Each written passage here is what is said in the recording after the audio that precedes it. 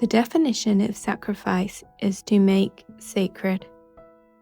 Yet, a lot of the time, we seem to confuse this with something negative. The idea that we must give something up, give part of ourselves away, and that this is somehow bad. But really, I don't feel it's that at all. Instead, I see the sacrifice of motherhood like a stream or a river that's passed through different cities and villages, collecting debris along the way. And now it's moving through like a giant filtration system, removing everything it picked up that no longer serves you. And as it flows, it becomes clearer and clearer, closer and closer to its true state. Motherhood is not simply taking from you or emptying you. It's transforming you. And yes, that's not always easy. It can feel like a rapid disappearance of the woman you once knew. But it's also the alchemy of all those parts. The woman who came before is not gone. She's simply being filtered in a state of constant purification. And yes, some of the parts that rise to the surface during this process are uncomfortable. But they were always there. It was just easier to bury them before. When I first became a mother and stepped into that foggy period, I didn't struggle with the transition as much as I expected to. I think it was because I was young, not fixed to any one identity, already having said goodbye to the version of myself I thought I would become. Motherhood gave me meaning and direction. It felt like it shaped me more than it stripped me. But as time went on, the challenges became deeper.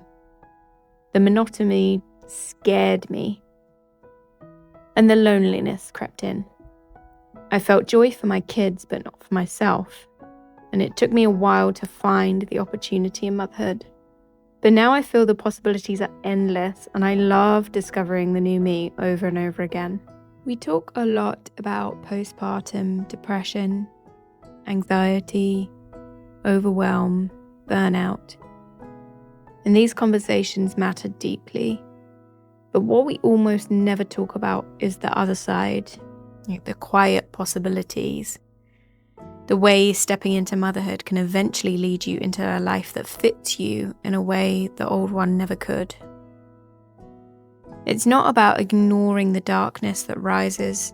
It's about recognizing that that darkness can also reveal a pathway or many pathways. Motherhood is supposed to change you. We can feel that instinctively. But the world keeps whispering that we should stay the same body, same energy, same identity. Bounce back, carry on, don't fall apart. And when we can't stay the same, we think something is wrong with us.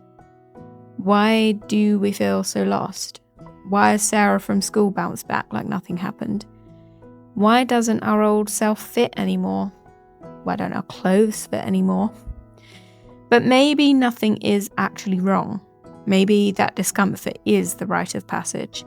Maybe what we're feeling is simply the weight of a society that refuses to make space for who mothers become. In so many cultures, motherhood is held completely differently. In some Polynesian communities, for example, motherhood is a shared honor.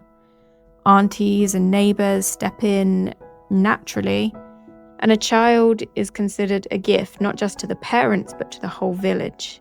Imagine stepping into motherhood knowing the entire community sees your child as theirs to love too. We all know that we weren't meant to do this alone, and we live in a culture that has completely forgotten that. So if you feel like you're losing yourself or the identities you once clung to, where is the opportunity? Well, when your personal time becomes short and unpredictable, you can start to value time in a way you never did before. Now we can step into the power of refusing invitations, choosing hobbies that only bring real joy, not filling a precious half an hour with scrolling social media, but instead with resting, reading romantasy, running, whatever it is we enjoy. And honestly, I can't quite believe how much time I wasted before having kids, whether it's whether it was procrastinating, working, spare time, whatever it was. Now I know I am 500% more efficient, if not more. When you struggle to stay regulated, and when emotions you maybe didn't even know you had suddenly appear when you're a mum, rage, grief, frustration, you now have an invitation to understand these emotions. Where did they come from? Why are they here? How do we regulate them instead of suppressing them like we have been for years?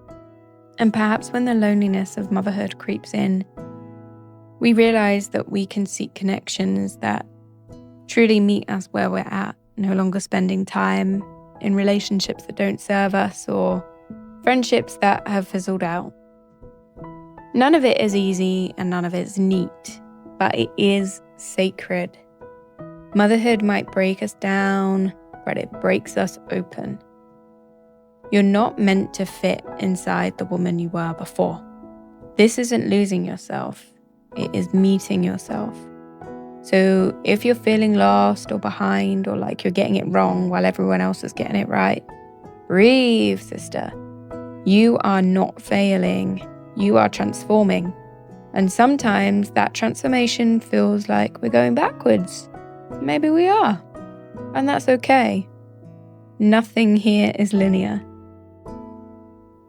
So if you're new here, I'm Poppy, mama to 3 children, and I help mums find themselves again in the chaos, to reclaim joy, feel alive, mother instinctively, without needing endless time, perfect support, or all the answers. I firmly believe you can pour into your children and still be the main character of your own story.